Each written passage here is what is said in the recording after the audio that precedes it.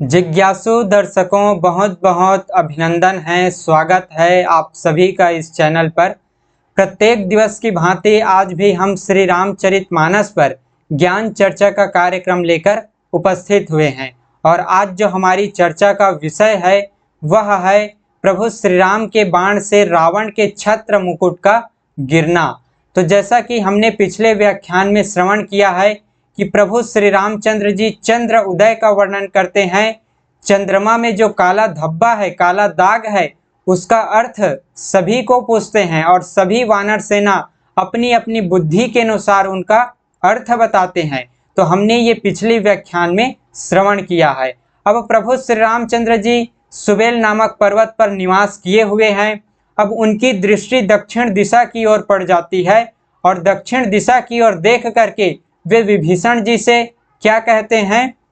पवन पुत्र हनुमान जी के वचन सुनकर सुजान श्री रामचंद्र जी हंसे। जो हनुमान जी ने उनको उत्तर दिया था चंद्रमा में काला धब्बा, जिसका उत्तर हनुमान जी ने दिया था कि हे प्रभु, चंद्रमा आपका दास है और वह आपका दास है, इसीलिए आपके श्याम शरीर को अपने हृदय में सदा विराजमान रखता है। इसी कारण से उनका हृदय काला है, उनके हृदय में काला धब्बा है, ऐसा हनुमान जी कहते हैं। इस उत्तर से प्रभु श्री रामचंद्र जी हंसते हैं।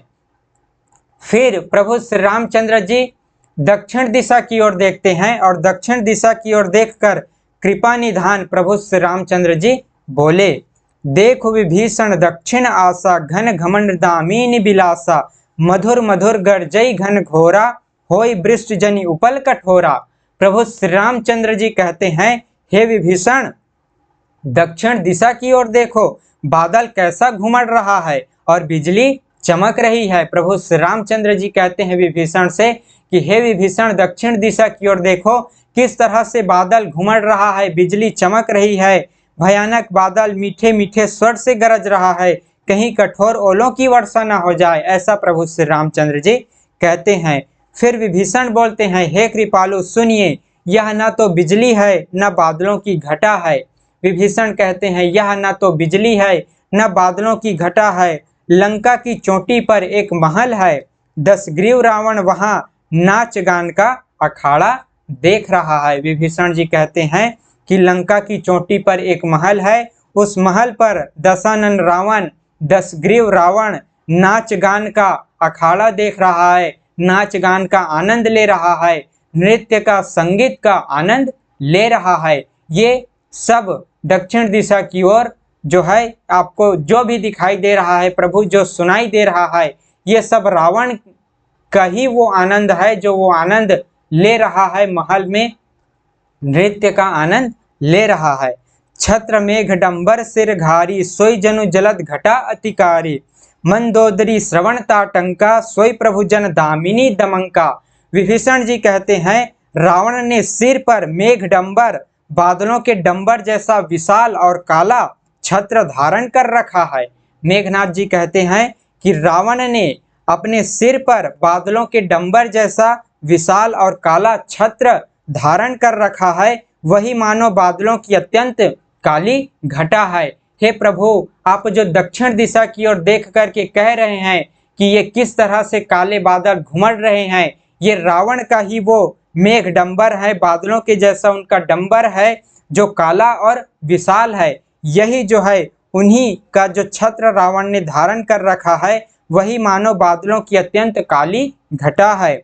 मंदोदरी के कानों में जो कर्णफुल हिल रहे हैं और मंदोदरी के कानों में जो कर्णफुल हिल रहे हैं, वही मानो बिजली चमक रही है। उन्हीं का जो कर्णफुल हिल रहा है, उसी का प्रकाश जो है दिखाई पड़ रहा है, वही बिजली की भांति चमक रहा है। ऐसा विभीषण जी इसका रहस्य बताते हैं। प्रभु श्री रामचंद्र जी दक्षिण दिशा की ओर देख करके कहते हैं कि हे विभीषण, देखो बादल कैसा घुमड़ रहा है, काले काले बादल घुमड़ रहे हैं और बिजली चमक रही है, तो लगता है कहीं वर्षा ना हो जाए, कहीं ओला न गिर जाए, ऐसा प्रभु श्री रामचंद्र जी कहते हैं।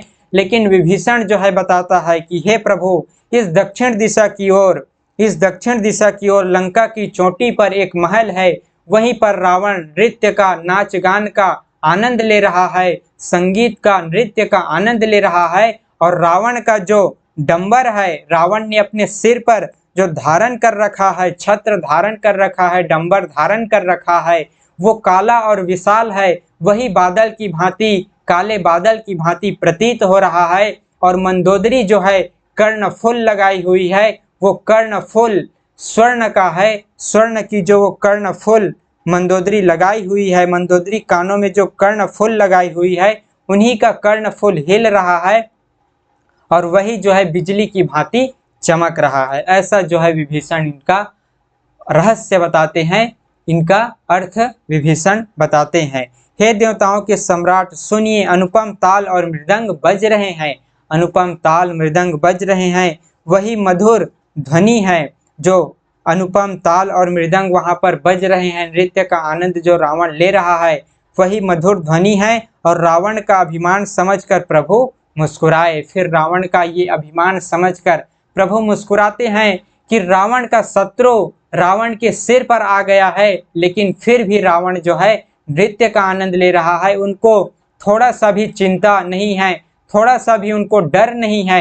किस तरह से है रावण, ऐसा अभिमानी है रावण। इस तरह से प्रभु विचार करके, मन में विचार करके मुस्कुराते हैं कि रावण जो है अभी भी नृत्य का आनंद ले रहा है, भोग विलास में लिप्त है, अपनी रानी मंदोदरी के साथ नाच गान का आनंद ले रहा है। ये विचार करके प्रभु श्री रामचंद्र जी हंस पड़ते हैं, मुस्कुरा पड़ते हैं कि शत्रु उनका उनके पास आ चुका है, शत्रु लंका में आ चुका है, उनके सिर पर आ चुका है, फिर भी रावण को इसकी कोई चिंता नहीं है। किस तरह से लापरवाह होकर के रावण नृत्य का, भोग विलास का, संगीत का आनंद ले रहा है। फिर प्रभु ने धनुष चढ़ाकर उस पर बाण का संधान किया। उसी दिशा में प्रभु श्री रामचंद्र जी ने अपने बाण का संधान किया, धनुष चढ़ाकर बाण का संधान किया। छत्र मुकुट ताटंग तब हते एक ही बाण, सबके देखत मही परे मर्मु न को जान। और एक ही बाण से रावण के छत्र मुकुट और कर्णफूल, मंदोदरी के कर्णफूल काट गिराए। प्रभु ने उसी दिशा में बाण का संधान किया और रावण के छत्र मुकुट और मंदोदरी के कर्णफूल को अपनी बाणों से गिरा दिए। सबके देखते ही देखते जमीन पर आ पड़े, जो है जमीन पर आ पड़े, पर इसका भेद किसी ने नहीं जाना, इसका रहस्य किसी ने नहीं जाना कि ये किसका बाण है जो रावण का ये छत्र और मंदोदरी का ये कर्णफूल गिरा दिया। ऐसा चमत्कार करके श्री राम जी का बाण वापस आकर तरकस में जा घुसा। फिर प्रभु श्री रामचंद्र जी का बाण वापस तरकस में आ जाता है। यह महान रस भंग देखकर रावण की सारी सभा भयभीत हो गई। न भूकंप हुआ, न बहुत जोर की आंधी चली, न कोई अस्त्र शस्त्र ही नेत्रों से दिखा। फिर ये छत्र, मुकुट और कर्णफूल कैसे कटकर गिर पड़े, ऐसी सारी सभा विचार कर रही है। सभी अपने हृदय में सोच रहे हैं कि यह बड़ा भयंकर अपशकुन हुआ, ये तो बड़ा भयंकर अपशकुन हुआ कि महाराज रावण का छत्र गिर गया और मंदोदरी का कर्णफूल गिर गया। इस तरह से रावण का छत्र, मुकुट गिर पड़ा। प्रभु श्री रामचंद्र जी के बाण से रावण का छत्र और मुकुट गिर जाते हैं और महारानी मंदोदरी के कर्णफूल गिर जाते हैं प्रभु श्री रामचंद्र जी के बाण से। तो सभी लोग वहां पर, जो और भी लोग बैठे हुए थे, विचार कर रहे हैं कि ये तो बड़ा अपशकुन हुआ। अब सभा को भयभीत देखकर रावण ने हंसकर युक्ति रचकर ये वचन कहे। रावण जो है हंसता है और अपनी सभा को भयभीत देखकर वो कहता है कि सिरों का गिरना भी जिसके लिए निरंतर शुभ होता रहा है, उसके लिए मुकुट का गिरना अपशकुन कैसा। रावण कहता है कि सिर का गिरना जिसके लिए हमेशा से शुभ होता रहा है, उसके लिए एक मुकुट का गिर जाना कैसे अशुभ हो सकता है। तुम लोग व्यर्थ में ही भयभीत हो रहे हो, मुकुट का गिर जाना मेरे लिए अशुभ नहीं है। अपने अपने घर जाकर सब सो जाओ, डरने की कोई बात नहीं। तब सब लोग सिर नवाकर घर चले गए। जब से कर्णफूल पृथ्वी पर गिरा, तब से मंदोदरी के हृदय में सोच बस गया, मंदोदरी के हृदय में सोच बस गया। वो रावण को बार बार फिर समझाने लगी कि हे महाराज, अपशकुन पर अपशकुन ही हो रहा है। आप जो है थोड़ा सा विचार कीजिए, मेरे वचनों पर विश्वास कीजिए कि वे रघुकुल के शिरोमणि श्री रामचंद्र जी विश्व रूप हैं। श्री राम जी से विरोध छोड़ दीजिए। दोनों हाथ जोड़कर वह रावण से कहने लगी, हे प्राणनाथ मेरी विनती सुनिए, उन्हें मनुष्य जानकर मन में हट मत पकड़िए। ये सब प्रभु श्री रामचंद्र जी का ही प्रताप है। उन्हीं के बाण से लगता है ये आपका मुकुट गिर गया, मेरा कर्णफूल गिर गया। अब तो समझ जाओ, अब तो संभल जाओ, अपशकुन का विचार करो। ये कैसा अपशकुन हो रहा है, आपका मुकुट गिर रहा है, मेरा कर्णफूल गिर रहा है। ये कोई शुभ घटना नहीं है महाराज, ये अशुभ घटना है। अब तो विचार करो, अब तो सोचो और श्री राम जी से वैर करना छोड़ दो, विरोध करना छोड़ दो और माता जानकी को ससम्मान उन्हें लौटा दो, उन्हें श्री राम जी को वापस लौटा दो। ऐसा जो है मंदोदरी रावण को बार बार समझाती है। और किस तरह से और रावण को और किस तरह से उपमा दे करके मंदोदरी समझाती है, वो हम अगले की व्याख्यान में श्रवण करेंगे।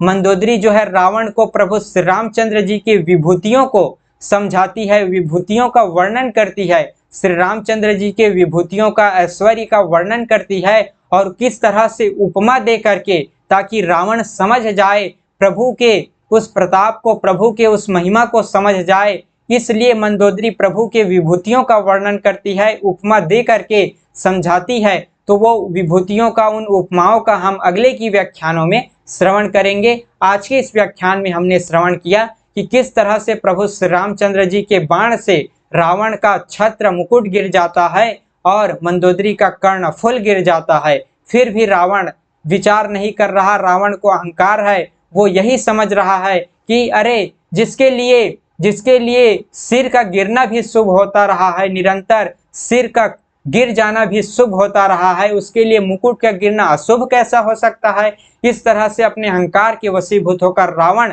अपनी सभा को कह देता है कि जाओ तुम सब लोग चिंता को त्याग करके, व्यर्थ ही तुम सब लोग चिंता कर रहे हो, इन चिंताओं का त्याग करके सब सो जाओ, रात्रि का समय है, जाओ सब लोग सो जाओ। और मंदोदरी उनको बार बार समझाती है, फिर भी रावण नहीं समझता, रावण जो है इसमें कुछ भी विचार नहीं करता। और आगे मंदोदरी प्रभु के विभूतियों का भी वर्णन करेगी, वो हम अगले की व्याख्यान में श्रवण करेंगे। तो आज के इस व्याख्यान को हम यहीं पर विराम देते हैं।